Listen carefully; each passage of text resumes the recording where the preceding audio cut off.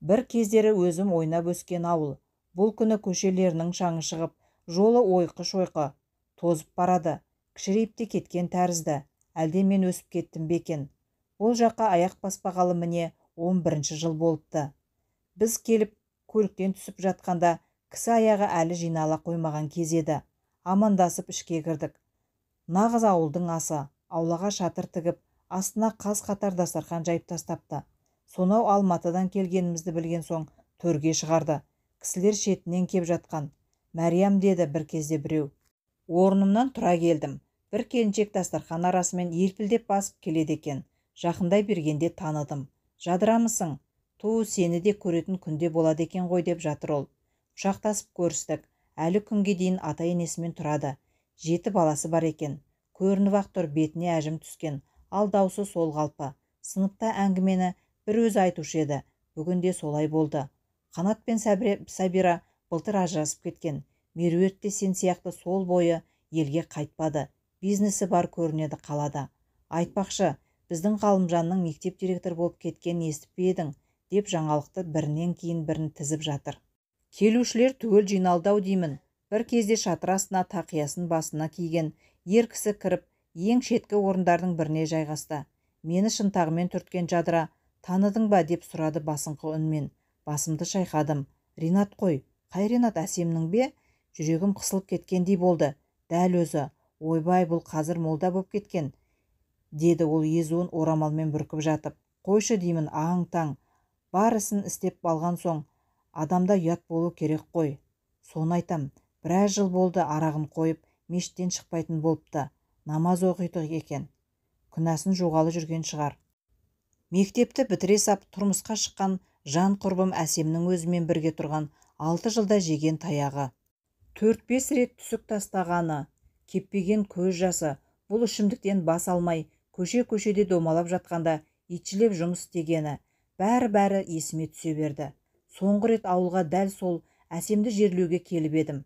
Сол күні ол әйелін ақыры өлтіріп тынғанын білмей, бір шетте удай мас болып жатқан.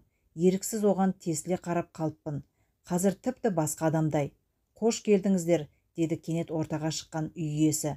Жыл бұрын кеткен әкемізге Құран бағыштауға келгендеріңізге рахмет. Түс ауып барады. Ауылымыздың иманы келіп, қатым шығаруы керек еді. Өкінішке орай аяқ асты ауырып қалыпты. Қапалы көрінді. Қасына жақын барған жігіттің бірі құлағына әлденелерді сыбырлады. Бұл басын шайқаған болды. Отырғандар арасы пыш-пыш боп бара жатыр еді. Жаймен орнынан көтерілген манаға Ринат. Рұқсат етсеңіздер Құранды мен оқиын, деді сенімсіздеу үнмен. Жұрт жым бола қалды. Қайтер екен дегендей үй иесіне қарайды. Ол да бұлай боларын күтпегендей сасып қалды. Ринаттың кім екенін бұл ауыл жақсы білген соң болар. Үнсіздік ұзақтау боп кетті ме? Қайта пыш-пыш сөз боп арада арамыз. Мен де мырс ете түстім. Жетіскен екенбіз. Жақсы, деді кенет үй иесі. Түріне қарасаң, бірақ олай дегеніне өзі де мәз емес көрінді. Не керек қоңыр дауыспен Құранды бұрынғы алқаш оқи бастады. Отырмыз өзгеміз. Ұзақтау оқыды. Соңында алақанын жайып өзі үшін, кеткен кісі үшін де Алладан кешірім сұрады. Білгені бар, білмегені бар, әдейі істегенімен емес үшін де. Артынан Аллаға алғысын айтты. Қанша адасса да, белшеден батса да, қиянат жасаса да, адамға құшағы ашық болатын үшін, кешірілмейтінді кешіріп жіберуге келмейтінді жібере алатын үшін. Осыдан кейін жалықпай талмай алақанын жайған күйі мүмкіндік сұрады. Алладан отырғандардың атынан. Қалған күнімізді шамамыз келгенше жақсы іс қылып, өзгеге көмегіміз тиіп, Алланың кешіріміне лайықты сүру үшін, панасында жүру үшін.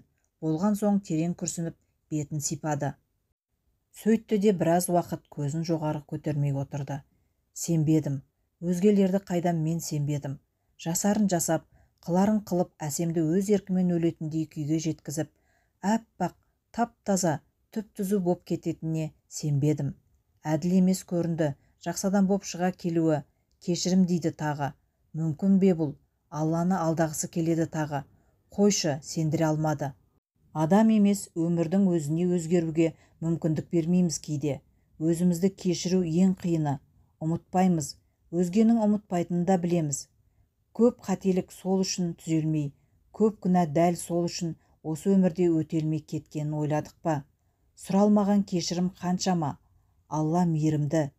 Бізде емес, ол тағы таңдау еркіндігін берген бізге. Өзім білем, өзім жетем десең де өзіңсің. Ал егер пана сұрасаң, құшағы ашық, бастысы ниет қана.